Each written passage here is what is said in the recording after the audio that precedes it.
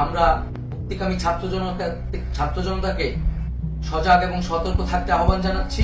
এবং আমাদের যে অন্তর্বর্তীকালীন সরকার, আমরা সেই সরকারের যে প্রস্তাবনা 24 ঘন্টার সময় নিয়েছিলাম, জরুরি পরিস্থিতি মোতাবেক আমরা এখনই তার একটি রূপরেখা ঘোষণা করছি।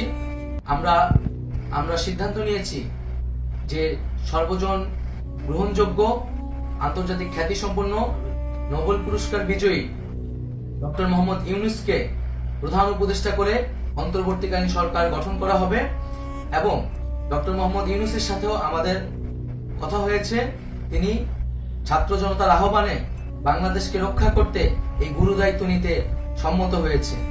আমরা সকালের মধ্যেই আমরা এই সরকার গঠনের প্রক্রিয়া দেখতে চাই। রাষ্ট্রপতির কাছে আহ্বান থাকবে যে দ্রুত সময়ের মধ্যে ডক্টর মোহাম্মদ ইউনূসকে প্রধান উপদেষ্টা করে অন্তর্বর্তীকালীন সরকার গঠন করা হোক, এবং এই অন্তর্বর্তীকালীন সরকারের বাকি সদস্যদের নামও আমরা সকালের মধ্যে ঘোষণা করব।